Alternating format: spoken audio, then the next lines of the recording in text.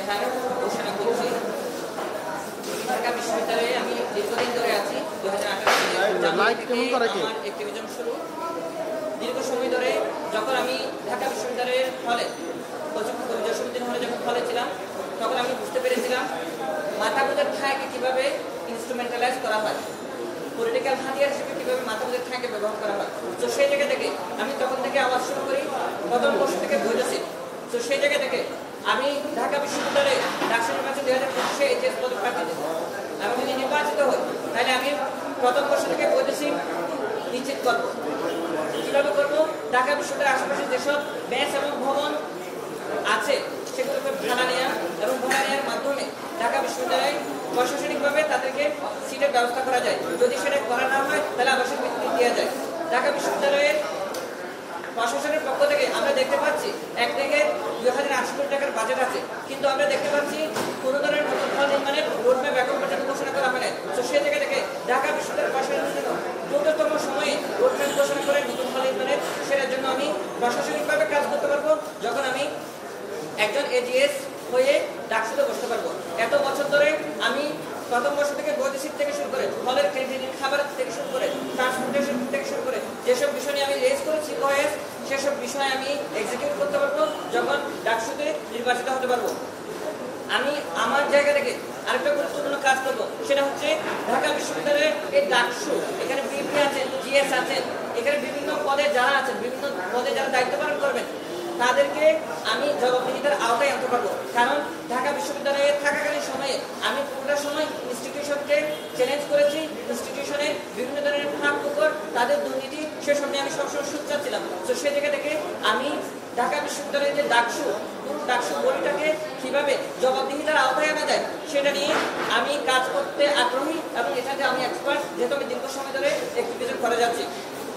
এর বাইরে ঢাকা বিশ্ববিদ্যালয়ের শিক্ষার্থীদের একটা বড় সমস্যা হচ্ছে ঢাকা বিশ্ববিদ্যালয়ের হাইজিন মেনটেন না করা। এখানে যে টয়লেট আছে, এখানে ওয়াশরুম আছে, ভয়াবহ রকমের আবর্জনা যুক্ত থাকে। তো সেই জায়গা থেকে এটাকে একটা মনিটরিং এর মধ্যে নিয়ে আসা, সেটা নিয়ে আমি কাজ করবো। শিক্ষার্থীদের পার্টটায় দেখেন, আমি যখন গ্রাম থেকে আসতেছি তখন আমি আলমোড়া সিটি, আমার মাথা পিছনে কোনো ঠাঁই থাকে না, আমার কোনো কর্মসংস্থানের ব্যবস্থা থাকে না। তো সেই জায়গা থেকে একটা টিউশন পেতে গেলেও আমাকে বেশ ট্যাক্স পেতে হয়। তো সেই জায়গা থেকে ঢাকা বিশ্ববিদ্যালয়ের টিএসসি, ঢাকা বিশ্ববিদ্যালয়ের ডাকসু, রেজিস্ট্রার ভবন সহ অনেক জায়গায় আউটসোর্সিং নেওয়া হয়, বিভিন্ন মানুষকে পার্ট টাইম জব দেওয়া হয়। কিন্তু আমরা যদি ঢাকা বিশ্ববিদ্যালয়ের শিক্ষার্থীদেরকে এই আউটসোর্সিং এর মধ্যে নিয়ে আসতে পারি তাহলে শিক্ষার্থীদের এই যে কর্মসংস্থানের একটা ব্যবস্থা হয়। ঢাকা বিশ্ববিদ্যালয়ের শিক্ষার্থীরা যখন গ্রাম থেকে আসে তাদের মাথা পিছনে ঠাঁই থাকে না, তাদের কোনো কর্মসংস্থান থাকে না। তো সেই জায়গা থেকে পার্ট টাইম জবের যদি ব্যবস্থা করা হয় তাহলে শিক্ষার্থীরা একটা আশ্রয় পাবে। এর বাইরে ঢাকা বিশ্ববিদ্যালয়ে খাবারের মানের কথা আমরা জানি, ঢাকা বিশ্ববিদ্যালয়ের শিক্ষার্থীদের খাবারের মানের অবস্থা খুবই খারাপ। ঢাকা বিশ্ববিদ্যালয়ের শিক্ষার্থীরা খাবারের মধ্যে 1800 ক্যালোরি পান, কিন্তু আমরা জানি দারিদ্র সীমার নিচে যারা বাস করে তারা 2200 ক্যালোরি পান। অর্থাৎ ঢাকা বিশ্ববিদ্যালয়ের শিক্ষার্থীরা দারিদ্র সীমার অনেক নিচে বসবাস করে। তো সেই জায়গা থেকে ঢাকা বিশ্ববিদ্যালয়ের ক্যান্টিনগুলোকে কীভাবে প্রশাসনিক তত্ত্বাবধানে নিয়ে এসে ঢাকা বিশ্ববিদ্যালয়ের শিক্ষার্থীদের দ্বারা পরিচালিত করা যায় সেটা নিয়ে আমি কাজ করবো।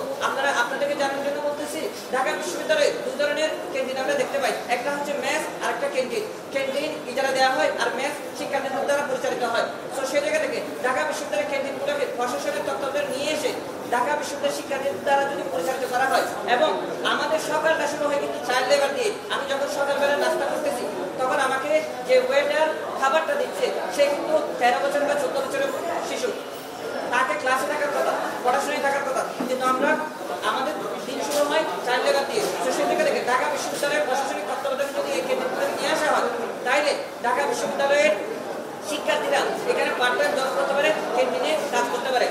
তো এর বাইরে ঢাকা বিশ্ববিদ্যালয়ের পরিবহন ব্যবস্থা, ঢাকা বিশ্ববিদ্যালয়ের পরিবহন ব্যবস্থা খুবই নাজুক।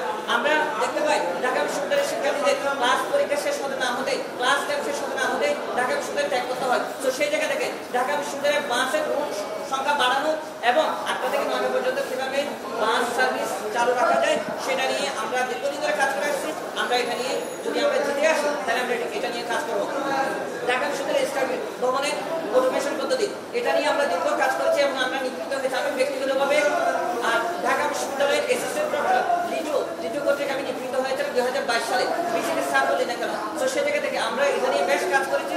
আমি যদি জিতে আসি তাহলে ঢাকা বিশ্ববিদ্যালয়ের কোনো শিক্ষার্থীকে ডিপার্টমেন্টের সকল ধরনের কাজ ডিপার্টমেন্টে করা যাবে, রেজিস্টার ভবনে যেতে হবে না। যদি রেজিস্টার ভবনে যেতে হয় তাহলে সেটা অটোমেশন পদ্ধতিতে হবে, সেটা